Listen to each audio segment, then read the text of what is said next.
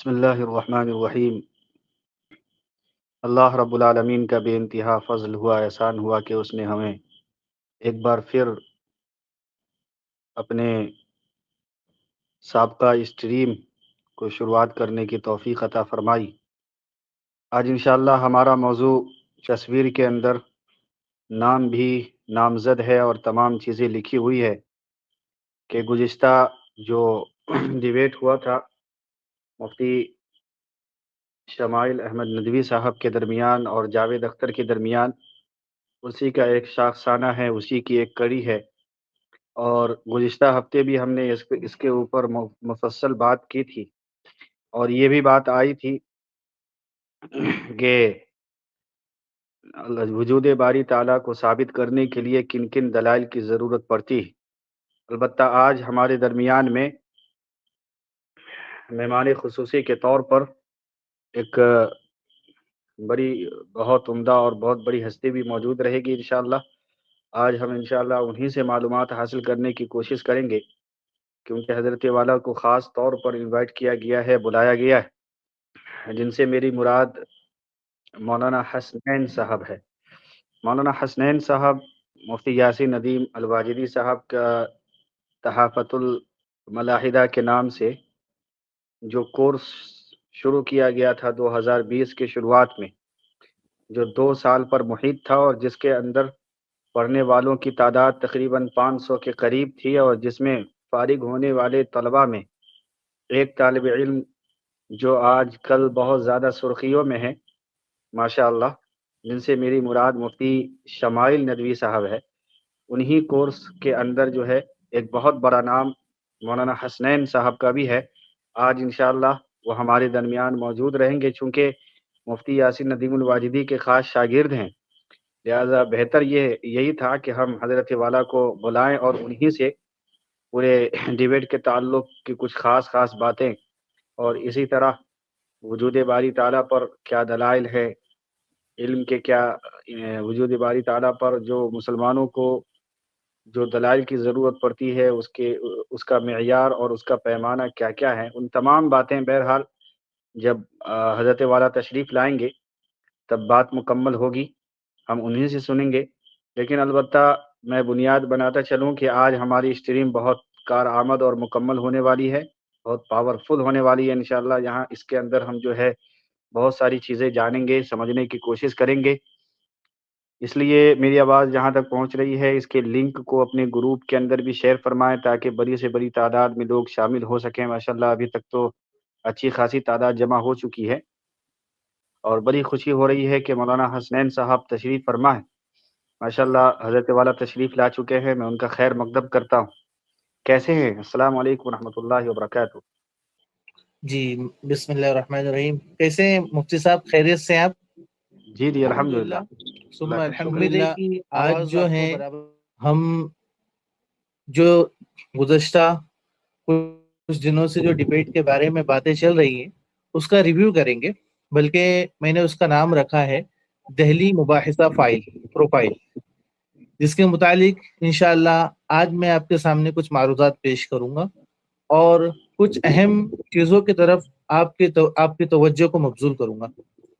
جو جاوید اختر ہدہ اللہ اور مفتی شمائل ندوی صاحب کا جو مناظرہ ہوا، اس مناظرے سے مدارس اور اس کے فارغین کا وقار بڑھانے میں بڑی مدد ملی ہے، کیونکہ اس سے پہلے جو مدارس کے جو فارغین تھے، مدارس کے جو طلبہ تھے، ان کو ایک حقیر نگاہ سے دیکھا جاتا تھا، ان کو یہ سمجھا جاتا تھا کہ یہ ایجوکیٹڈ نہیں ہے، یہ پڑھے لکھے نہیں ہیں، ان کا تعلق کوئی علمی گھرانے سے نہیں ہے۔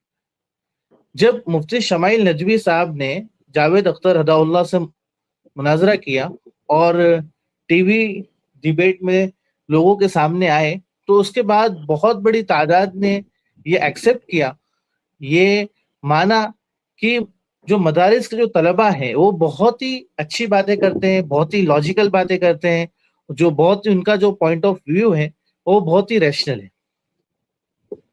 اور اس کا فائدہ ایک یہ بھی ہوا کہ جو ہمارے ملک کے اندر میں پیڈ علماء ہیں، جس کو میں پیڈ علماء کہتا ہوں، جو 5,000 روپے کے لیے لوگوں سے مناظرے کے لیے اور ٹی وی شو کے اندر میں آتے ہیں اور وہاں پر جو ہیں اپنے ساری چیزوں کو بیان کرتے ہیں اور ان کے اوپر جو کیچڑ اچھالی جاتی ہے، بلکہ اسلام کے اوپر کیچڑ اچھالی جاتی ہیں، اس کا بہت بڑا دفاع ہوا ہے۔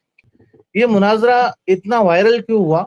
اس کی بہت بڑی وجہ یہ ہے کہ یہ مناظرہ اللہ سبحانہ و تعالیٰ کے اوپر ہو رہا تھا۔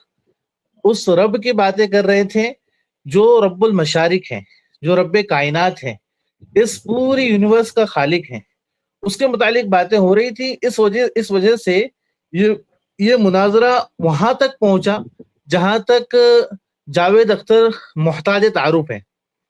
مباحثہ پروفائل یہ رہا کہ بعین ہی کائنات کی طرح جو بگ بینگ کے بعد مسلسل وسعت اختیار کر رہی ہے، اس کا جو ہے جو بڑھاوا ہے بڑھ رہا ہے، دراصل یہ واقعہ اپنے عنوان کا آئینہ بن رہا ہے۔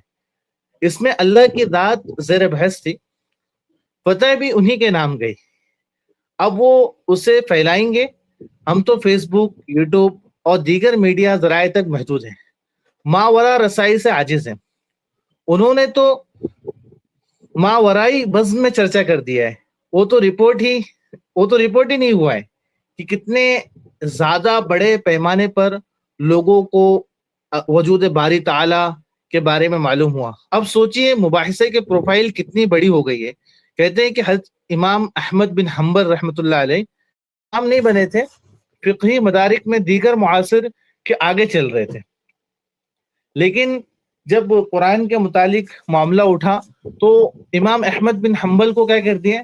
امام بنا دیا گیا، حضرت کو امام بنایا گیا۔ مفتی شمائل ندوی صاحب مقامی دائرے میں مصروف خدمت تھے، بہت کم لوگ جانتے تھے ان کو اس ڈیبیٹ سے پہلے، عالمی یا ملکی شناخت خاص نہیں تھی۔ اس دوران مباحثہ دہلی آ گیا اور ان کو آفاقی ستارہ بنایا گیا۔ اس مباحثے کے پروفائل مزید بڑھے گی۔ اس نے صوفیانہ ادا اختیار کر لیے۔ صوفیہ ایک دلچسپ بات کہتے ہیں کہ اخلاق کو اختیار کرو۔ کس کے اخلاق کو؟ اللہ کے اخلاق کو اختیار کرو۔ تو دہلی جو مباحثہ ہوا ہے اسے دل پر لے گیا ہے۔ بڑائی، وسعت، پیمانہ، مقبولیت، محبوبیت، ناموری وغیرہ وغیرہ صفات میں جلوے بکھیر رہا ہے۔ دہلی لمحہ ایک تاریخ ہے، مثال ہے کہ یہ جو ہمارے سامنے جو باتیں بتائی گئی اور مفتی شمائل ندوی صاحب نے جو بڑے بہترین انداز میں اللہ کا تعارف کرایا، ایک خدا کا تعارف کرایا، گاڈ کا تعارف کرایا کہ اللہ یہ بغیر کسی شے کے نہیں ہے، بغیر کسی کاز کے نہیں ہے، بلکہ اس کا کوئی ریزن ہے دنیا میں آنے کا۔ تو یہ بہت ہی بہترین، اگر آپ اس ڈیبیٹ کو شروع سے اگر دیکھیں تو سب سے پہلے ہمیں یہ سمجھ میں آتا ہے کہ مفتی شمائل ندوی صاحب جو بیان کر رہے تھے ان میں ان کا کانفیڈنس نظر آ رہا تھا۔ ایک تو یہ کہ وہ پہلے یہ بیان کر رہے تھے کہ جو ہم بیان کر رہے ہیں یہ ہمارا ایک نظریہ ہے، ایک پوائنٹ آف ویو ہے، لیکن آپ جو دلائل دیں گے وہ بھی ہمیں معلوم ہے کیا دلائل دینے والے، یعنی آپ ایموشنل دلائل کے علاوہ کوئی دلائل نہیں دیں گے۔ آپ کا جو آرگومنٹ ہوگا وہ صرف اور صرف ایموشنل ہوگا، ایموشنل کے علاوہ کچھ بھی نہیں ہوگا۔ تو مفتی شمائل ندوی کا اتنے کانفیڈنس انداز میں کہنا یہ خود یہ ثابت کرتا ہے کہ اللہ کی مدد ان کے ساتھ میں تھی، اور اللہ تبارک و تعالیٰ نے جو ہیں ان کی مدد فرمائی، اور جو ہیں اللہ سبحانہ و تعالیٰ نے فتح مبین بھی عطا فرمائی۔ یہ بہت بڑی چیز ہے، کیونکہ ہم اور آپ کوئی بھی لائیو شو جب ہم کرتے ہیں تو ہمیں لائیو شو کا جو ہے اندازہ نہیں ہے کہ لائیو شو میں کون ہم سے کیا سوال کرے گا۔ مفتی شمائل ندوی صاحب اس کے بڑے ہیرو رہے ہیں، اور جاوید اختر عطا اللہ جو ہیں وہ اس کے ہیرو نہیں رہے، بلکہ ان کا جو کام ہے وہ کام یہ ہے کہ وہ ٹی وی کے اسکرپٹ لکھتے رہے ہیں، پکچروں کے اسکرپٹ لکھتے رہے ہیں، شعر لکھتے رہے ہیں، اور ریختہ کے اندر میں اکثر و بیشتر آتے غالب کے اشعار کہتے ہوئے نظر آتے ہیں۔ لیکن بہت سارے لوگ جو ہیں یہ کہہ رہے ہیں کہ جاوید اختر کا جو موضوع ہے، کیونکہ ابھی جو سب سے بڑا ٹاپک یہ اٹھا ہے، تو یہ کہہ رہے ہیں کہ جاوید اختر کا یہ بیک گراؤنڈ ہی نہیں ہے۔ حالانکہ وہ یہ نہیں جانتے کہ اس سے پہلے جو آج کے ٹائم پہ سدگرو ہے اس کے 12 ملین کے قریب جو ہے سبسکرائبر ہیں یوٹیوب کے اوپر، اس سے 4-5 سال پہلے اسی ٹاپک پہ ایک مناظرہ ہوا تھا، اور اس مناظرے کے اندر میں سدگرو کو جاوید اختر نے مات کیا، بلکہ وہ اس کا ماہر بھی ہے۔ لیکن اللہ سبحانہ و تعالیٰ کے متعلق جب وجود باری تعالیٰ کے متعلق بات ہو رہی تھی تو بہت حد تک ہم نے دیکھا کہ وہ ایران اور توران کر کے نکل گئے۔ تو یہ مناظرے کا پہلا، یہ ہم نے جو بتایا کہ سب سے پہلا پوائنٹ یہ ہے کہ اس مناظرے سے مدارس اور اس کے فارغین کا وقار بڑھانے میں بڑی مدد ملی۔ یہ مسرت کی بات ہے، خوشی کی بات ہے کہ اس مناظرے میں کوئی تلخی پیش نہیں آئی، یعنی جو شمائل ندوی صاحب نے جو ڈائلاگ کیا ہے، بات چیت کیا ہے، اس میں یہ انہوں نے اختیار کیا کہ ان کا جو انداز بیان تھا، جو گفتگو کرنے کا انداز تھا، کوئی فائٹنگ کا انداز نہیں تھا بلکہ اکیڈمک گفتگو کی۔ اور اس کا ایک بہت بڑا فائدہ آج پورے عالم میں یہ آیا کہ بین المذاہب، دوسرے جو مذاہب کے درمیان میں جو باتیں ہوتی ہیں ان کا راستہ کھلا ہے۔ آگے بھی ایسے ڈائلوگ ہوتے رہیں گے، ایسے ماحول کے اندر میں جس وقت جو ہے پورا کا پورا میڈیا، پورے کے پورے لوگ مسلمانوں کے خلاف جو ہے پروپیگنڈا کر رہے ہیں، لیکن ایسے ماحول کے اندر میں اتنی بہترین ڈائلوگ کا شروعات ہونا یہ بہت بڑی بات ہے۔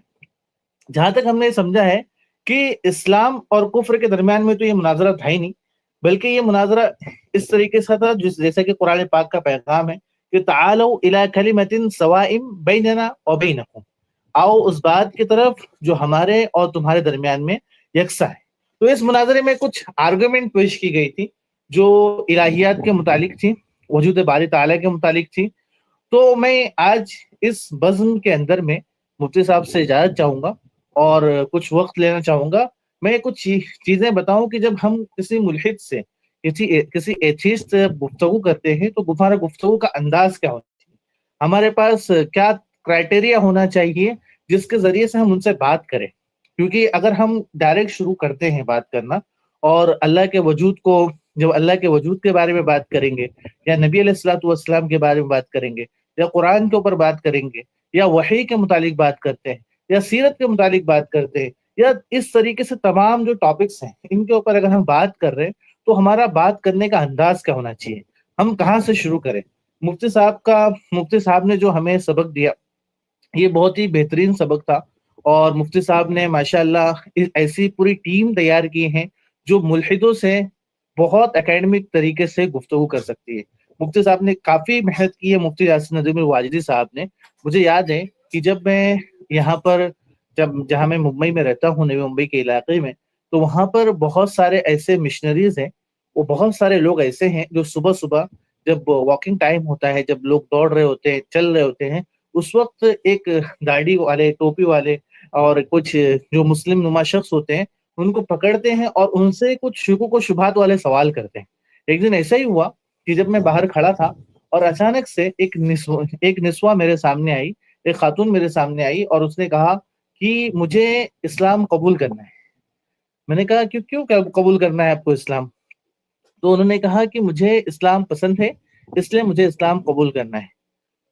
تو میں نے ان سے کوشچن کیا کہ آپ کو اسلام پسند ہے تو آپ قبول کر لیجئے، اسلام قبول کرنا بڑا آسان ہے، کوئی مشکل کی چیز تو ہے نہیں۔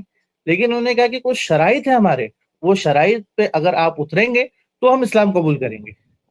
میں نے کہا ٹھیک ہے، کیا شرائط ہے پوچھیں آپ، کیا کوشچن ہے آپ کے، پوچھیے آپ۔ تو انہوں نے پوچھا کہ پہلے یہ بتائیں کہ مسلمانوں کی اور کافروں کی دوستی ہو سکتی ہے یا نہیں ہو سکتی، اور اس کے اوپر قرآن دلائل دے رہے۔ پھر اس کے بعد حضرت عائشہ رضی اللہ عنہ کے متعلق سوالات، اور اس طریقے سے بہت سارے سوالات کیے انہوں نے مجھ سے، اور میں سب کے جوابات دیتے چلا گیا۔ تو اس وقت انہوں نے مجھے کہا، مفتی صاحب بھی جانتے ہیں، مفتی صاحب کے ساتھ میں بھی یہ واقعہ میں نے شیئر کیا تھا، کہ اس وقت انہوں نے مجھے یہ کہا کہ آپ ہے نا سچ والے کا ویڈیو دیکھیں۔ اور اس وقت ہم سچ والے کے بارے میں جانتے تھے کہ سچ والا جو ہے یہ منافق ہے، یہ مرتد ہے، جو مسلمانوں کے خلاف جو ہے زرفشانی کرتا ہے اور حدیث جو ہے بڑی بڑی حدیثیں لیتا ہے اور اس کی جو ہے آؤٹ آف کانٹیکس بات کرتا ہے، یعنی جو کانٹیکس ہے ہی نہیں اس کانٹیکس کو بیان کر کے اس کے متعلق باتیں کرتا ہے۔ تو ہم نے جو ہے سمجھ لیے کہ یہ جو ہے پھنسانے کا ایک کام ہے، جو پھنسایا جا رہا ہے۔ تو یہ بہت بڑی چیز ہے جو آج کے سماج کے اندر میں اس طریقے سے کی جا رہی ہے، اس کا ہم کس طریقے سے مقابلہ کریں، اس کو کس طریقے سے تدارک کریں۔ تو سب سے پہلے تو اس کے بعد جو اصل بات شروع ہوتی ہے، جب آپ کسی ملحد سے خدا کے وجود کے تعلق سے گفتگو کریں تو بنیادی طور پر دو سوالات سامنے ہونے چاہیے، دو سوالات آپ کے سامنے ہونا چاہیے۔ نمبر ایک کہ یہ کہ دنیا کو کس نے بنایا، اور دوسرا سوال کیا ہونا چاہیے، یہ دنیا کون چلا رہا ہے۔ آپ اس وقت تک خدا کے وجود کو ثابت کرنے کی کوشش نہ کریں جب تک آپ ان دو سوالات کے جوابات اس سے نہ لیں، کیونکہ ملحد اگر ایگنوسٹک ہیں، एग्नोस्टिक का मतलब शक्की मिजाज है। तो वो आम तौर से अपनी जहालत का एतराफ करता है, वो कहेगा खुदा भी हो सकता है या कोई और भी हो सकता है। एग्नोस्टिक अगर मुखलिस हो तो वो इकरार करता है कि मेरे सामने ये दलील भी है, वो दलील भी है, उस दलील को देखूंगा तो ऐसा लगता है कि खुदा मौजूद है, और दूसरे दलील को देखूंगा तो लगता है कि खुदा मौजूद नहीं है, इसलिए मैं तजब्जुब का शिकार हो जाऊंगा। तो ये अलग बात है कि वो आम तौर से अपनी कंफ्यूजन का इजहार नहीं करता, लेकिन फिर भी मुखलिस एग्नोस्टिक आपको मिल जाते हैं। लेकिन मुल्हिद मुखलिस बहुत कम मिलते हैं। मुल्हिद जो होंगे वो मुखलिस नहीं होंगे, इसलिए वो हमेशा इस कोशिश में होते हैं कि वो आप दिफा करते रहें, वो अटैक करते रहें। क्या करते रहेंगे, आप इसका जवाब देते रहेंगे और वो अटैक करते रहेंगे। मेरे साथ भी ऐसे ही हुआ कि मैं दिफा कर रहा हूँ और अटैक कर रहा है इस्लाम के ऊपर, और अगर आप दिफा कर भी लें और कामयाबी के साथ दलील दे भी दें तो कोई बेकार सी बात दरमियान में कह के क्या करेगा, देखो ये जवाब नहीं दे पाएगा, ये आपसे जवाब नहीं हो पाएगा, मैं आपसे मुतमईन नहीं हूँ, ये कहेगा वो। अगर आप कितना भी जवाब दे दें, कितना भी समझा ले, तो वो कहेगा कि मैं आपसे मुतमईन नहीं हूँ। आप कुछ भी कर लें, सामने वाले को मुतमईन होना ही नहीं है, क्योंकि वो मुतमईन होने के लिए आपसे सवाल कर रहा है, नहीं कर रहा है, वो सिर्फ इसलिए सवाल कर रहा है कि मैं अपनी बात को मनाऊं। तो इसलिए ये दो सवाल तय करें, गुफ्तगू का वो रुख सही हो जाएगा हमारा। सबसे पहला सवाल ये है हमारा कि दुनिया कौन चला रहा है, इस दुनिया को किसने बनाया। हमारे नजदीक तो इन सवालात का जवाब तय है कि दुनिया को बनाने वाला और उसको चलाने वाला अल्लाह ताला है। हमारे नजदीक ये बात तय है, और ये इतना वाजे है, ये इतना कंसिस्टेंट है मुझे है कि तमाम इस्लामी फिरके इस जवाब पर मुत्तफिक हैं। जितने भी इस्लामी फिरके हैं वो इस बात पर मुत्तफिक हैं कि इस दुनिया को चलाने वाले, इस दुनिया को बनाने वाले अल्लाह है। कोई है जो इस बात पर मुत्तफिक नहीं है? सबके सब मानते हैं, चाहे कोई शख्स कितना ही बिदआत के अंदर घिरा हो, वो भी यही कहेगा कि दुनिया को बनाने वाला और उसको चलाने वाला अल्लाह ताला है। तो इस्लाम में क्या है, कंसिस्टेंसी है। लेकिन दूसरे मजाहिब में इसके अलग अलग जवाब दिए जाते हैं। जो मशहूर मुशरिकाना मजाहिब हैं जैसे हिंदुइज्म, जैनिज्म, बुद्धिज्म वगैरह, इन सब के नजदीक एक तो ये कि दुनिया का कोई बनाने वाला ही नहीं है, दुनिया हमेशा से है और छोटे छोटे खुदाओं का काम है कि वो दुनिया चला रहे। ये हमारा मजहब नहीं है, बल्कि हमारा मजहब तो ये है कि इस दुनिया को बनाने वाला अल्लाह है। जबकि मुल्हिद क्या कहता है, उसने भी वरना बिग बैंग से पहले तक मुल्हिद भी ये कहता आ रहा था कि दुनिया हमेशा से है और इसको किसी ने नहीं बनाया। 1929 में 1929 में जब बिग बैंग की थ्योरी आई, तो उसके बाद अब मुल्हिद ये कहता है कि दुनिया खुद से वजूद में आ गई, उसका बनाने वाला कोई नहीं, और उसको चलाने वाले कवानीन फितरत है या नेचुरल लॉज जिसे कहते हैं, लॉज ऑफ नेचर, जो मुनाजरे के अंदर भी इसका जिक्र आया था। तो हिंदुओं और जैनियों के नजदीक छोटे छोटे खुदा दुनिया को चला रहे। अब ये जो है, आप मुकदमा क्लियर कीजिए कि हिंदुओं और जैनियों के नजदीक छोटे छोटे खुदा दुनिया को चला रहे हैं, और मुल्हिद के नजदीक लॉज ऑफ नेचर दुनिया को चला रहे हैं। बज़ाहिर दोनों में कोई फर्क नहीं हुआ। लॉज ऑफ नेचर अगर दुनिया को चला सकते हैं तो छोटे छोटे खुदा भी चला सकते हैं, और छोटे छोटे खुदाओं के दुनिया चलाने के अकीदे के नतीजे में हम हिंदुओं, जैनियों और बुद्धिस्ट वगैरह को मुशरिक कहते हैं। तो मुल्हिद भी क्या हो गया, मुशरिक हो गया। अब हमें ये साबित करना है कि मुल्हिद कोई जज बनकर नहीं बैठा, मुल्हिद कोई जज बनकर बैठा है हमारे सामने, वो ऑर्डर करेगा तो हमें मानना है। अब हमें ये साबित करना है कि मुल्हिद कोई जज बनकर नहीं बैठा है, वो हमसे सवालात करता रहे। आम तौर से ऐसे ही होता है कि मुल्हिद हमसे सवाल कर रहा है, हम उनका जवाब दे रहे, दिफा कर रहे हैं। जब हम किसी मुल्हिद से बात करते हैं तो उसको जज बना लेते हैं, और खुद हम उसके सामने क्या होते हैं, अपने मुद्दई को साबित करने लग जाते हैं, उसको साबित करने की कोशिश करते हैं। आप इसको इस बात पर लेके आए कि मुल्हिद भी दावा रखता है, मुल्हिद भी क्या करता है, दावा रखता है। उसका दावा क्या है, उसका दावा ये है कि जो दुनिया है, ये दुनिया क्या है, खुद ब खुद बन गई। इस यूनिवर्स को ये जो यूनिवर्स है खुद बन गया। ये कायनात जो है, ये जो यूनिवर्स है वो खुद से बनी है, लॉज ऑफ नेचर उसको चला रही है। दरअसल मुल्हिद ये कहकर छुप जाता है कि हम तो खुदा का इनकार करते हैं, खुदा का वजूद आप लोग मानते हैं, लिहाजा दलील आपकी जिम्मेदारी है। अब ये बात खुलकर वाज़ेह हो गई कि अगर हमारा दावा ये है कि खुदा मौजूद है, तो मुल्हिद का दावा भी ये है कि कायनात खुद से बनी है और कवानीन फितरत उस कायनात को चला रहे। जो ये कायनात चल रही है उसको कवानीन फितरत चला रहे। तो ऐसा नहीं है कि वो दावा से खाली बैठा है, वो भी एक दावा कर रहा है, दावा उसका भी है। जब दावा उसका है तो फिर अपने दावे की दलील भी उसको ही देनी है। अगर आप दावा करेंगे तो दावे की दलील किसको देनी है, आपको ही देनी है ना जी, दावा करने वाले को देनी है। और उनके यहाँ एक चीज और है कि उन्होंने अपने एक फलसफी का कौल बहुत मशहूर किया है جیسے رچرڈ ڈاکن ہے، ان کے جو فلسفی ہیں نا، ان کے قول کو بہت مشہور کیا ہے ان لوگوں نے. کیا مشہور کیا ہے؟ ان کا قول مشہور یہ ہے کہ جتنا بڑا دعویٰ ہوگا دلیل بھی اتنی بڑی ہوگی. جتنا بڑا دعویٰ ہوگا ان کا، اس کی دلیل بھی اتنی ہی بڑی ہوگی. یہ ان کا جو ہے بہت مشہور ہے، جو ہم عام طور پر دیکھتے بھی رہتے ہیں، اور یہ ادھر ادھر کی باتیں کر کے ہمیں کیا کرتے ہیں، گھماتے رہتے ہیں. جادو کیا جا رہا ہے. میں اللہ خیر فرمائے ماشاء اللہ. اور یہ جی آپ لوگوں کی محنت کو اللہ قبول فرمائے ماشاء اللہ. مفتی سلطان صاحب کافی محنت کر رہے ہیں، اور ان کی ٹیم مبارکباد ہے کہ اتنا بڑا کام کر رہے ہیں جو آج کے زمانے میں لوگوں سے چھوٹ چکا ہے. تو بہرکیف ہم یہ کہہ رہے تھے کہ فلسفی کا قول بہت مشہور ہے، جو وہ کہتے ہیں کہ جتنا بڑا دعویٰ ہوگا اتنی ہی بڑی دلیل چاہیے. یہ سب بہانے ہیں، کیونکہ بہت سے دلال ایسے ہیں جن کا جواب ان کے پاس نہیں ہے. تو وہ کیا کرتے ہیں، وہ کہتے ہیں کہ یہ تو چھوٹی دلیل ہے، ہمیں بڑی دلیل چاہیے، مجھے کو ہر چیز بڑا چاہیے. اچھا وہ بڑی دلیل کیسی ہے؟ وہ دلیل ایسی ہو کہ اگر خدا ہے تو وہ کائنات کے نظام میں مداخلت کرے. جیسے جاوید اختر کہہ رہا تھا نا کہ ایک بڑا سا میدان ہو، جو بڑا سا آڈیٹوریم ہو، جس میں خدا سب کو یہ بتائے کہ میں خدا ہوں، میں نے تم سب کو یہ بنایا، اس طریقے سے بتائے، اور وہ آ کر ہمیں بتائے. یہ وہ باتیں ہیں جو قرآن کریم نے صدیوں پہلے ذکر کر دیے کہ مشرکین یہ کہتے تھے کہ اگر خدا ہے تو وہ فرشتوں کو کیوں نہیں بھیجتا، وہ جنت سے ایک بات کیوں نہیں نازل کر دیتا، وغیرہ وغیرہ. اور ایسا نہیں کہ اللہ تعالیٰ نے معجزات کا اظہار نہیں فرمایا، اللہ تعالیٰ نے معجزات ظاہر کر دیے، پھر بھی ان کا عقیدہ جو کا تو ہے. آج بھی ایسا ہے کہ اگر اللہ تعالیٰ ان کے مطالبے کے مطابق اس کائنات کے نظام میں مداخلت کر بھی لے، تب بھی یہ لوگ یہی کہیں گے کہ فلاں وجہ سے ایسا ہوا ہے، یہ خدا کی مداخلت کی وجہ سے نہیں ہوا. اور ظاہر ہے کہ خدا ہے، وہ العیاذ باللہ ان کا غلام نہیں ہے. جیسے مفتی صاحب نے بھی کہا تھا کہ خدا ہے، وہ ایسا اس طریقے سے نہیں کرے گا کہ آپ جیسے چاہیں گے، جو آپ جس طریقے سے بولیں گے اللہ اس طریقے سے کریں گے، وہ ان کے مطالبہ کو مانتا رہے گا. تو اس لیے ان لوگوں کا کہنا یہ ہے کہ اگر دعویٰ بڑا ہے تو دلیل بھی بڑی ہونی چاہیے، اور دلیل بھی خود متعین کر دیتے ہیں کہ یہ والی دلیل نہیں ہونی چاہیے. یہ والی دلیل نہیں ہونی چاہیے، وہ دلیل ہمارے اعتبار سے ہونا چاہیے. ہم یہ کہتے ہیں ان کا بھی دعویٰ ہے، کیا ہمارا کہنا کیا ہے، ان کا بھی دعویٰ ہے، اور یہ دعویٰ بہت بڑا ہے. یہ کائنات خود سے بنی ہے اور قوانین فطرت اس کو چلا رہے ہیں، لاز آف نیچر اس کو چلا رہے. تو کائنات کا خود سے بننا یہ بہت بڑا دعویٰ ہے، اور اس کے لیے بہت بڑی دلیل چاہیے، اور دلیل ایسی ہو کہ اس میں کوئی شک کی گنجائش نہ ہو، محض ظن تخمین کے اوپر مبنی نہ ہو. اور ایسی کوئی دلیل سائنس کے پاس ہے ہی نہیں.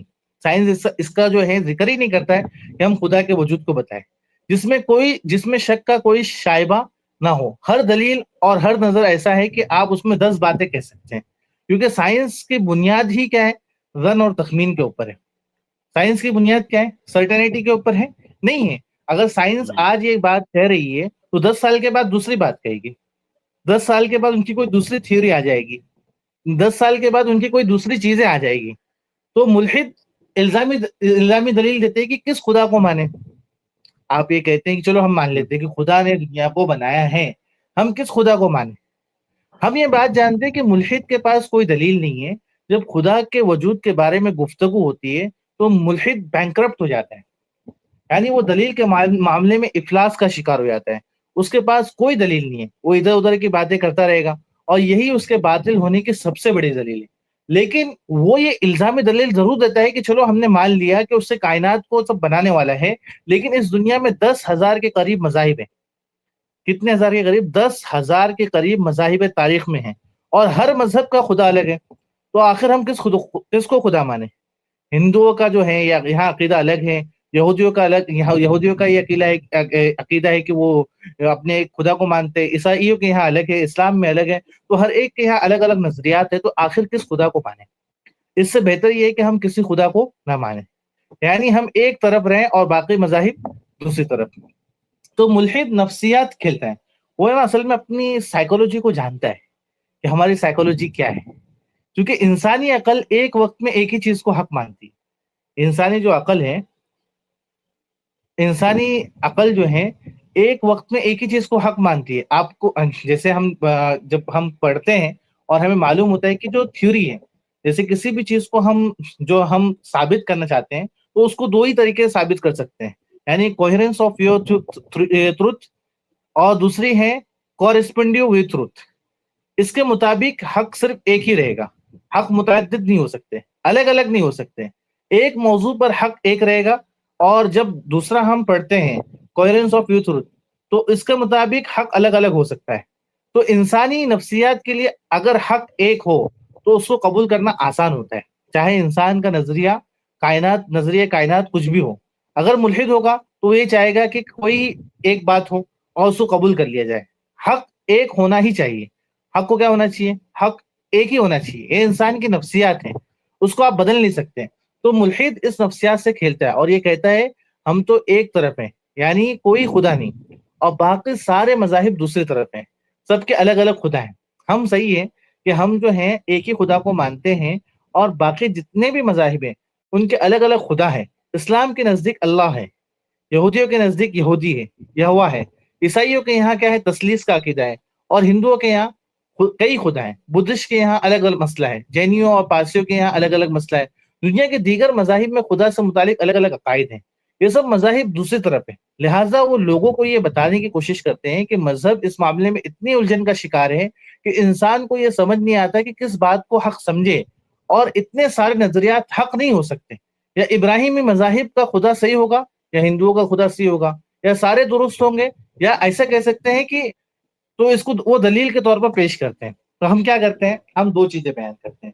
تو دو الفاظ ذہن نشی کر لیں، وحدت اور کثرت، سنگولیرٹی اور ملٹیپلسٹی۔ ملحد اپنے آپ کو یہ کہتا ہے ہم تو وحدت کے ساتھ ہیں، سنگولیرٹی کے ساتھ ہیں، یعنی کوئی خدا نہیں، باقی سارے مذاہب اکثریت کے ساتھ ہیں، کثرت کے ساتھ میں، ملٹیپلسٹی کے ساتھ میں، یعنی ان کے یہاں متعدد خدا ہے، اور یہ طے نہیں کہ کون سا خدا دنیا کا خالق ہے اور کون دنیا کو چلا رہا ہے۔ اس لیے بہتر یہ ہے کہ وحدت کے ساتھ رہا جائے۔ تو بہتر یہ ہے کہ خدا کا انکار کر دیا جائے، ورنہ انسانی زندگی الجھن کا شکار ہو جائے گی۔ تو اس کا جواب کیا ہے؟ اس کا جواب یہ ہے کہ یہ دراصل ایک مت ہے، ایک دھوکہ ہے جو ملحد کی طرف سے پیش کیا جاتا ہے۔ اب تک یہ بات واضح ہو گئی کہ الحاد خدا کے انکار کا نام نہیں ہے، بلکہ الحاد دراصل شرک کی ایک قسم ہے۔ الحاد کیا ہے؟ ایک شرک کی ایک قسم ہے۔ اس کے نزدیک بھی دعویٰ ہے، اور وہ دعویٰ یہ ہے کہ قوانین فطرت اس دنیا کو چلا رہی، جو قوانین فطرت ہے، لاز آف نیچر ہے، اس دنیا کو چلا رہی ہیں۔ تو جس طریقے سے ہندوؤں کا ایک دعویٰ ہے، جینیوں کا ایک دعویٰ ہے، بدھسٹ کا ایک دعویٰ ہے، اور یونانی فلسفے کے پیروکار مشرکین کا ایک دعویٰ ہے، اسی طرح ملحدوں کا بھی دعویٰ ہے۔ کیا دعویٰ ہے؟ یہ لوگ بھی مشرک ہیں کہ یہ جو لاز آف نیچر کے تحت دنیا چل رہی ہے۔ لہٰذا ایسا نہیں ہے کہ صرف ایک طرف ہے، باقی تمام مذاہب دوسری طرف ہے، بلکہ الحاد بھی دیگر مشرکین کے صفوں میں کھڑا ہے۔ وہ سنگولیرٹی یعنی ایک کو نہیں مانتا۔ اگر کسی کے پاس ہے تو وحدت، وہ صرف ہمارے پاس ہے کہ ہم اللہ کو مانتے ہیں۔ وحدت اگر کسی کے پاس ہے تو وہ اسلام کے پاس ہے۔ اسلام کا جو عقیدہ توحید ہے وہ اتنا صاف اور شفاف اور واضح ہے کہ اس کے مقابلے میں کوئی دوسرا مذہب نہیں، کوئی دوسرا مذہب نہیں، کسی دوسرے مذہب کا تصور اتنا واضح نہیں جتنا واضح اسلام کا تصور ہے۔ تو اگر واقعی سنگولیرٹی کو قبول کرنا ہے اور سنگولیرٹی حق ہے، تو پھر وحدت اسلام کیا ہے؟ حق ہے۔ ملحدوں کی طرف سے دھوکہ یوں دیا جاتا ہے کہ مت کیا ہے ان کا، کہ اگر ہم وحدت ہیں یعنی ہم اکیلے ہیں اور باقی سب جتنے بھی لوگ ہیں وہ سب الگ الگ خداؤں کو مان رہے ہیں، تو ہم حق پر ہو گئے اور باقی جتنے بھی ہیں وہ کیا ہیں؟ وہ دھوکے پر ہیں۔ تو یہ دھوکہ دیا جاتا ہے۔ تو دیکھو، ایتھیزم ایک بات کرتا ہے کہ خدا نہیں ہے اور وہ ایک طرف ہے، اور دوسری طرف تمام مذاہب ہے جو الگ الگ طرح کی باتیں کرتے ہیں۔ تو جو ایک بات کرے اسے قبول کرنا چاہیے، جبکہ حقیقت یہ ہے کہ اسلام میں وحدت ہے، اور اس کے مقابلے میں جو دنیا کے تمام مذاہب ہیں ان کا جو تصور ہے، خواہ خدا کے ہونے کا ہو یا نہ ہونے کا ہو، یا متعدد خداؤں کا ہو، یہ تمام کے تمام غلط تصورات کے اوپر مبنی ہے۔ تو حقیقت یہ ہے کہ ایک طرف اسلام ہے اور دوسری طرف تمام ادیان باطلہ ہیں، جس میں الحاد بھی شامل ہے۔ اگر آپ نے گفتگو کا آغاز، یعنی اگر آپ گفتگو کر رہے ہیں، اس طریقے سے کیا کہ ایتھیزم کو ایک طرف کر دیا اور دیگر مذاہب کو دوسری طرف، تو آپ کبھی بھی یہ نتیجہ خیز یعنی اس رزلٹ پر نہیں پہنچ سکتے کہ آپ صحیح بات کر سکیں۔ لیکن اگر آپ نے شروع ہی میں گفتگو کے اصول طے کر دیے، جیسے ہی ابھی جب جاوید اختر سے مناظرہ ہوا تو جاوید اختر سے مناظرے کے شروع میں ہی جو ہے اصول کو طے کر دیا گیا کہ ہم سائنس یعنی سائنس سے ہم وجود کو ثابت نہیں کریں گے، ہمارے پاس جو امپیریکل ڈیٹا ہے اس کے تھرو ہم جو ہے وجود کو ثابت نہیں کریں گے، ہم صرف اور صرف عقل کی بات کریں گے۔ یہ ایک طے ہو گیا، ان کا جو اصول طے ہو گیا۔ تو جب بھی آپ گفتگو کریں تو آپ کا ایک اصول طے ہونا چاہیے، جیسے کہ مناظرے کے آغاز میں شرائط مناظرہ طے کی جاتی ہے، یہ بھی دراصل شرائط مناظرہ ہے، یہ جو آپ اگر بات کریں گے تو شرائط مناظرہ ہے، یہ طے کرے کہ الحاد جو ہے، الحاد بھی من جملہ مذاہب میں مذہب ہے، اس کے اپنے دعویٰ کی بنیاد پر آپ میں سے بہت سے حضرات نے مناظرے دیکھے ہوں گے، جیسے کہ ابھی دیکھے ہیں اپنے جاوید اختر کا مناظرہ کس طریقے سے مناظرہ ہو رہا تھا. تو مناظرے کے اندر میں ایک بہت بڑا جو مسئلہ آتا ہے وہ برڈن ٹو پروف ہے، یعنی اب ہم ثابت کریں گے کہ دلیل دینے کی ذمہ داری کس کی ہے، کس کے اوپر دلیل دینے کی ذمہ داری ہے. کیا دلیل دینے کی ذمہ داری صرف مذہبی لوگوں کو ہے یا دلیل دینے کی ذمہ داری ملحد کی ہے؟ اس کے بارے میں ایک اصول اور ضابطہ کیا ہے؟ اصول اور ضابطہ یہ ہے کہ ملحد کے اوپر ذمہ داری ہے کہ وہ دلیل دے، نہ کہ مسلمان کے اوپر. مومن کے اوپر یہ ذمہ داری نہیں ہے، بلکہ ملحد کے اوپر یہ ذمہ داری ہے کہ وہ اپنا دعویٰ کو کلیئر کرے کہ اس دنیا کو بنانے والا کوئی بھی نہیں ہے، یہ دنیا اپنے آپ وجود میں آ گئی. اور مومن اگر دلیل دے رہا ہے تو یہ اس کی طرف سے احسان ہے. اگر آپ دلیل دے رہے ہیں کہ اس دنیا کو بنانے والے اللہ سبحانہ و تعالی ہیں تو یہ اس کی آپ کی طرف سے ایک احسان ہے. لیکن بنیادی طور پر دلیل آنی چاہیے ملحد کی طرف سے. جب بھی آپ بات کریں گے تو دلیل ملحد سے مانگے. اسی کیا دلیل ہے؟ دلیل ملحد کی طرف سے آنی چاہیے. ابھی دیکھیں، اگر کوئی مدعی ہے تو اس کو انگلش میں ہم کہتے ہیں کلیمنٹ یا پلینٹف کہتے ہیں ہم، یعنی اگر ہم کلیم کر رہے ہیں، دعویٰ کر رہے ہیں، اور دوسرا جو مقدمہ ہے وہ ہے مدعا علیہ، ڈیفینڈنٹ، یعنی جو مدعا علیہ یعنی جو دعویٰ کر رہا ہے، جس کے اوپر دعویٰ کیا جا رہا ہے. تو مدعا اور مدعا علیہ کا موضوع دو جگہ زیر بحث آتا ہے. پہلی جگہ ہے قانون. آپ جب عدالت میں جاتے ہیں تو کمرہ عدالت میں یہ دیکھنے میں آتا ہے کہ جو مدعی ہے، دعویٰ کرنے والا ہے، مدعی کی طرف سے جو دلیلیں آ رہی ہے وہ ان دلیلوں میں نقص نکالتا ہے، دلیل میں یہ کمزوری ہے، اور جب دلیل میں کمزوری ثابت ہو جاتی ہے تو دلیل رد ہو جاتی ہے. لہٰذا دعویٰ کیا ہوتا ہے؟ ثابت نہیں ہوا. یہ منظر آپ کمرہ عدالت میں بھی کبھی جا کر دیکھ سکتے ہیں، جائیں آپ کو بہت ساری یہ ساری چیزیں دکھیں گی. ایسا کبھی نہیں ہوتا ہے کہ مدعا علیہ دلیل دے. اگر وہ کبھی دلیل دے گا تو یہ اس کی طرف سے احسان سمجھا جاتا ہے، یہ اس کی ذمہ داری نہیں ہے قانونی اعتبار سے. جیسے فار ایگزامپل میں یہ کہتا ہوں جاوید اختر چور ہے، تو اس کی دلیل کون دے گا؟ ہم دیں گے نا جاوید. ہم پر ذمہ داری ہے قانونی اعتبار سے کہ ہم اس کی دلیل دیں. تو ہم یہ کہہ رہے ہیں کہ ملحد یہ کہہ رہا ہے کہ اس دنیا کو بنانے والا کوئی نہیں، یہ دنیا اپنے آپ جو ہے وجود میں آ گئی. عام طور سے کیا کرتا ہے ملحد؟ یہ دعویٰ کرتا ہے، چونکہ مومن یہ دعویٰ کر رہا ہے کہ خدا موجود ہے، لہذا مدعی وہ ہے کہ وہ دلیل دے ہمیں کہ خدا کا وجود نہیں ہے. چونکہ ملحد انکار کر رہا ہے خدا کے موجود ہونے کا، لہذا وہ مدعا علیہ ہوا. عام آدمی کے سامنے یہ بات کہی جائے تو فوراً کہے گا بات تو بالکل صحیح ہے، مومن مدعی ہے اور ملحد مدعا علیہ ہے. لیکن حقیقت اس کے برعکس ہے. حقیقت کیا ہے؟ اس کے برعکس ہے. حقیقت یہ ہے کہ ملحد مدعی ہے اور مومن مدعا علیہ ہے. وہ کیسے؟ حقیقت میں یہی کرتے نا کہ جو آپ کے سامنے جو ہیں، آپ کے سامنے جب بھی ملحد آئے گا تو وہ آپ کے سامنے سوال کرے گا اور کہے گا کہ آپ دلیل دیجیے.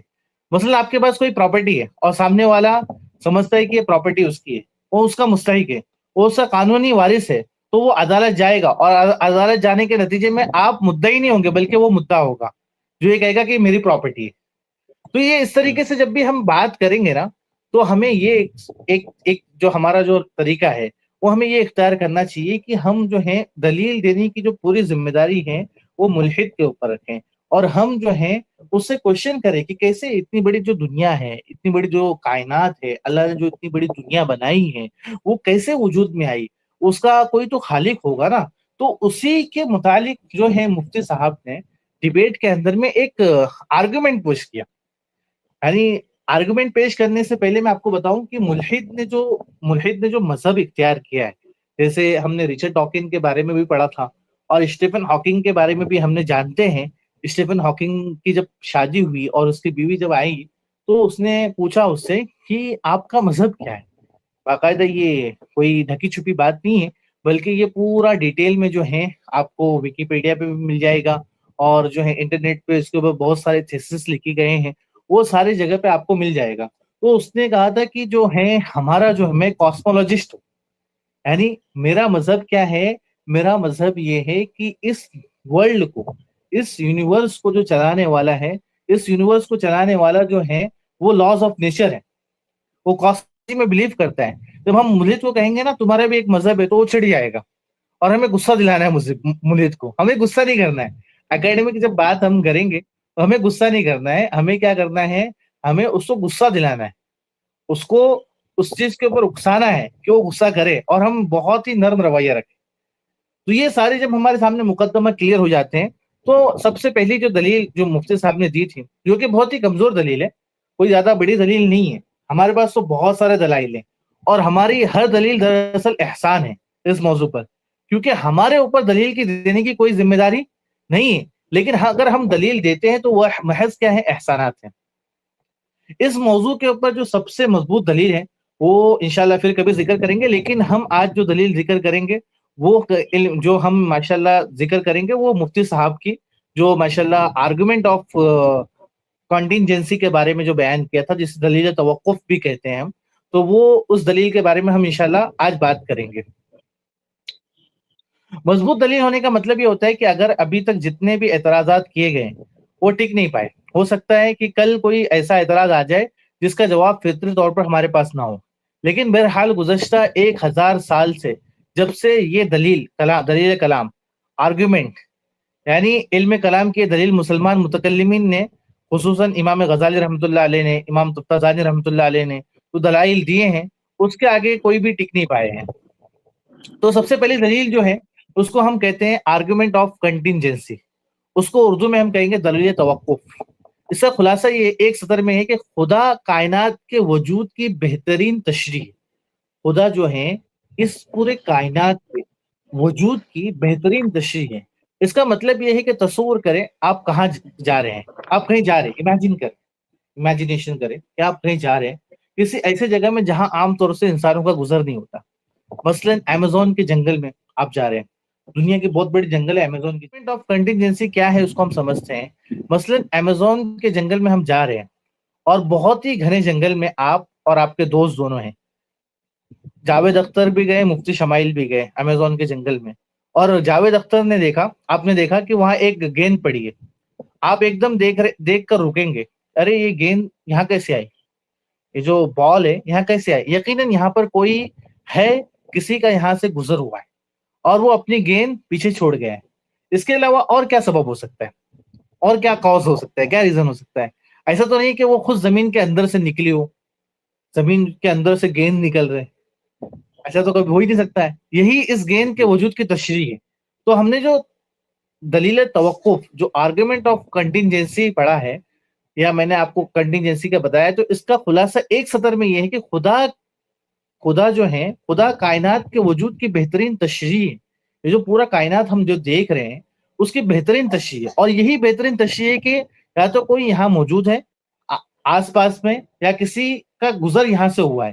اس کے علاوہ گیند کے وجود کی کوئی دوسری تشریح نہیں ہے. آپ کا دوست یہ کہتا ہے کہ ارے چھوڑو یار, ابھی اس چکر میں پڑھنے کی کیا ضرورت ہے, آگے چلتے ہیں. آپ کا دوست آپ کو یہ کہہ رہا ہے کہ اس گیند پر غور کرنے کی کوئی ضرورت نہیں, ہمارے پاس وقت کی بہت کمی ہے, ہمیں آگے پہنچنا ہے, چھوڑو اس گیند کے چکر کو. یعنی بالفاظ دیگر وہ آپ کو اس تشریح کرنے سے کیا کر رہے ہیں, روک رہا ہے. ملک بھی کیا کرتا ہے, اسی طریقے سے روکتا ہے آپ کو.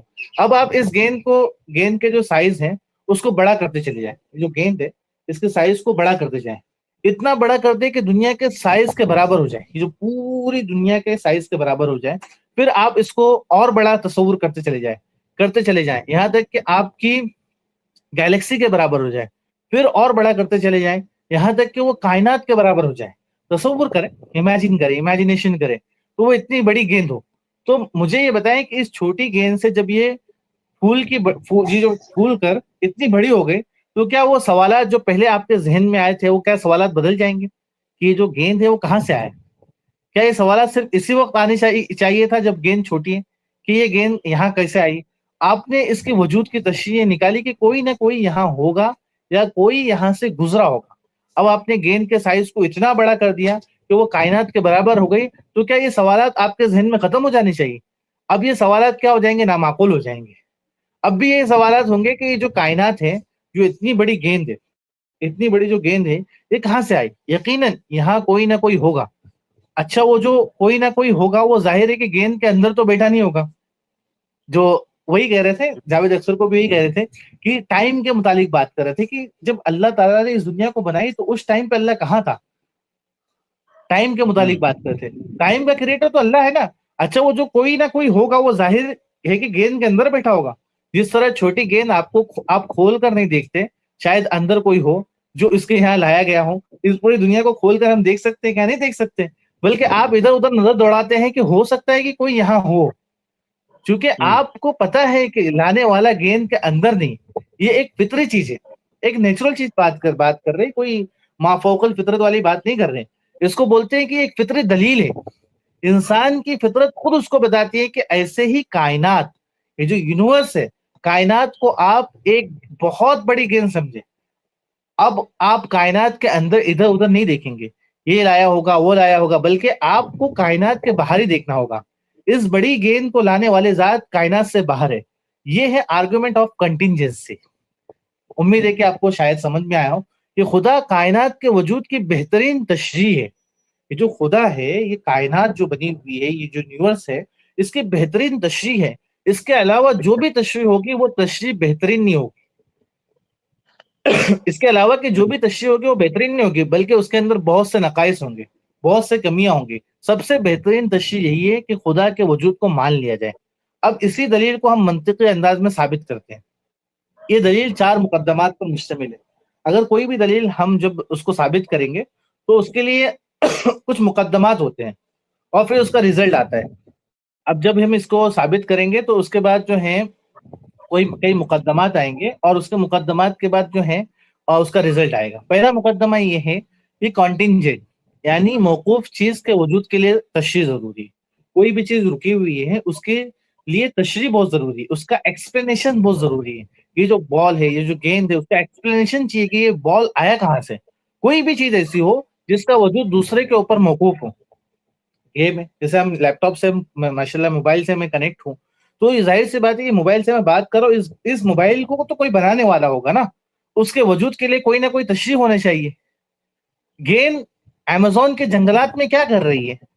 یقیناً اس کے وجود کے لیے تشریح ہمیں چاہیے. خود بخود تو گیند نہیں آ سکتی, زمین سے اندر سے نکل کر آئی ہو. تو ہر موقوف چیز کے وجود کے لیے تشریح ضروری ہے. یہ پہلا مقدمہ ہے.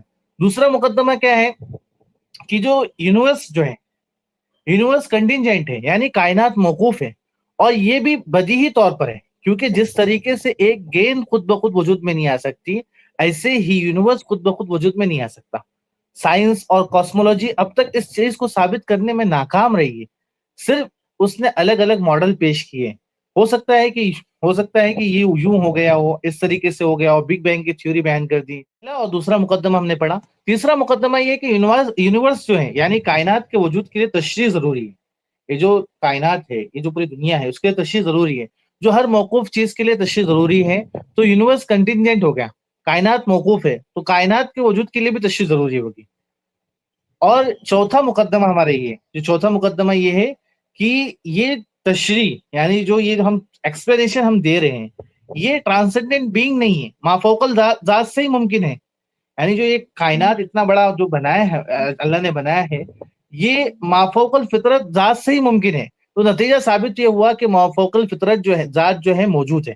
یعنی اس پورے کائنات کو فطرت کے اوپر کوئی ہے جو اس کائنات کو بنانے والا ہے. اب یہاں بات یہ ہے کہ اتنی بات تو مان لی ہے کہ ہم نے, ٹھیک ہے, اس کائنات کے وجود کے لیے کوئی نہ کوئی تشریح ضروری ہے. اور یہی وجہ ہے کہ جو ملحد بھی تشریح کرتے ہیں, ایسا نہیں ہے کہ وہ اس کی ایکسپلینیشن نہیں دیتے. ان کی ایکسپلینیشن یہ ہے کہ خود بخود وجود میں آ گئی. ہماری ایکسپلینیشن یہ ہے کائنات خود بخود وجود میں نہیں آئی, بلکہ اس کو وجود میں لانے والا کوئی ہے, وہ جو لانے والی ذات ہے وہ مافوق الفطرت ہے. اسی کو نیسیسری بینگ کہہ رہے تھے, اسی کو ہم ٹرانسینڈنٹ بینگ کہتے ہیں, سپریم بینگ کہتے ہیں, جو ڈیبیٹ کے اندر بار بار الفاظ استعمال ہو رہے تھے. وہ اس لیے کہ اگر وہ مافوق الفطرت نہیں ہوگی تو پھر وہ فطری ہوگی. کیونکہ یہ دو صورتیں ممکن ہیں, جو بھی سبب ہے, جو بھی اس کائنات کے وجود کی تشریح ہے, اگر وہ مافوق الفطرت نہ ہو تو وہ فطری ہوگی, اور فطری ہوگی تو کائنات کے اندر ہوگی. اگر لاز آف نیچر ہوگی وہ کائنات کے اندر ہوگی. اس کا ٹرانسینڈنٹ بینگ ہونا بہت ضروری ہے, کیونکہ کائنات کے امور فطرت کے مجموعے کا نام ہے. یا تو وہ فطرت کے باہر ہو تب تو بہت اچھی بات ہے, لیکن اگر وہ فطرت کے اندر ہوگی تو کائنات کے اندر ہوگی, کیونکہ کائنات فطری امور کے مجموعے کا نام ہے. اور اگر وہ فطری ہے تو پھر آپ یہ مانیں کہ امیزون میں جو آپ نے گیند آپ کو ملی تھی, جاوید اختر کو جو گیند ملا تھا اس کے اندر ہی کوئی بیٹھا ہوا تھا جو اس گیند کو لے کر آیا تھا. تو آپ اس کو مان لیں. اگر آپ اس احمقانہ نظریے کو مان لیتے ہیں تو پھر ٹھیک ہے, ہم آپ کو چھوڑ دیتے, کوئی مسئلہ نہیں, آپ مان لیجیے. ہم مان لیتے ہیں کہ آپ احمق ہیں. کیا مان لیں گے ہم؟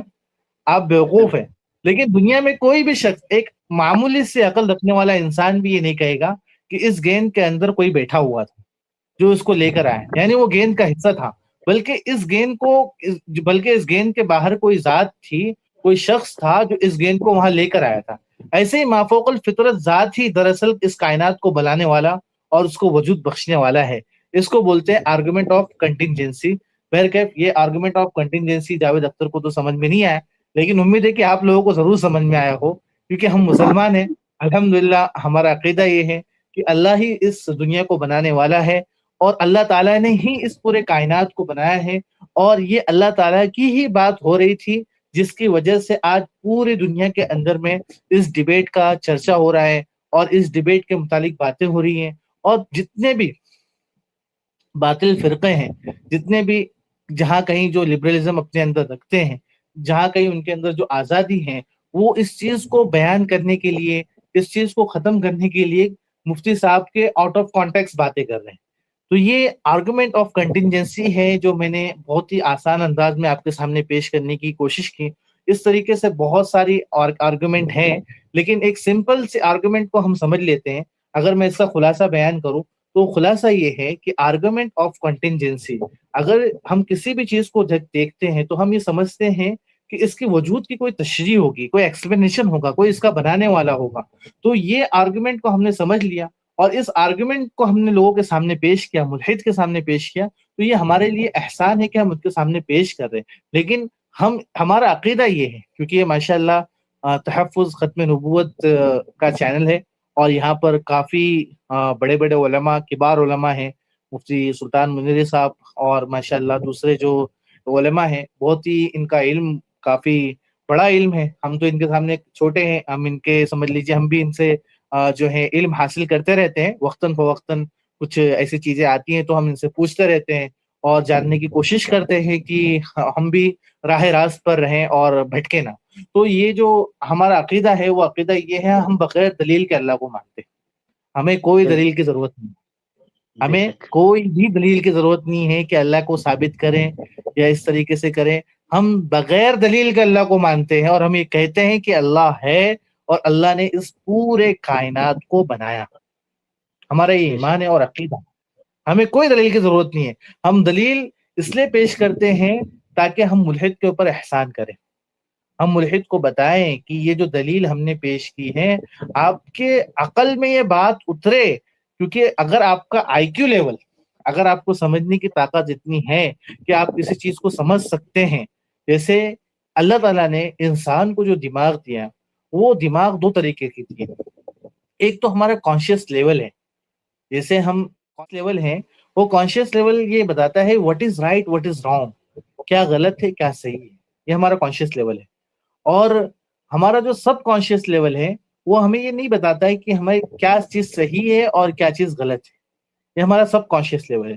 تو اللہ تعالیٰ نے ہمیں دماغ دیا, کسی بھی دماغ والے انسان کے پاس جس کے عقل کے اوپر پردہ نہ ہو, اگر ہم اس سے بات کریں گے تو وہ یہی کہے گا کہ نہیں, اس کائنات کو بنانے والا کوئی ہے اور وہ اللہ کی ذات ہے, وہ اللہ سبحانہ و تعالیٰ کی ذات ہے جس نے اس پورے کائنات کو بنایا. کیونکہ ملحد کا مسئلہ یہ ہوتا ہے کہ ملحد ایک الگ ٹراما کا شکار ہوتا ہے, اس کو الگ سے دل کے اندر میں بغض ہوتی ہے, اور اس کو اپنی آزادی جو اس کی جو فریڈم ہے اس کو جو ہے سلب کر لیتا ہے. کیونکہ اسلام یہ کہتا ہے کہ کسی کو گالی مت دو, اسلام یہ کہتا ہے کہ زنا مت کرو, اسلام یہ کہتا ہے کہ بری چیزوں کو آپ پروموٹ مت کرو. لیکن ملحد کو تو بری چیزوں کو پروموٹ کرنا ہے, اس لیے وہ کہتا ہے کہ نہیں مجھے آزادی چاہیے, فریڈم چاہیے. اور اس لیے اس نے ایک ورڈ کا جو ہے اضافہ کیا, اور وہ کہتا ہے کہ میں ایتھیسٹ, میں کسی خدا کو نہیں مانتا. تو بہرکیف جہاں میں اہل ایمان صورت خورشید جیتے ہیں, ادھر ڈوبے ادھر نکلے, ادھر ڈوبے ادھر نکلے. جزاک اللہ خیر مفتی صاحب, آپ نے مجھے وقت دیا اور آپ کے کافی آڈینس ماشاءاللہ مجھے سنے. الحمدللہ اللہ ہمیں حق قبول کرنے کی توفیق دے, اور انشاءاللہ آپ اسی طریقے سے اپنی محنت کو جاری و ساری رکھیں.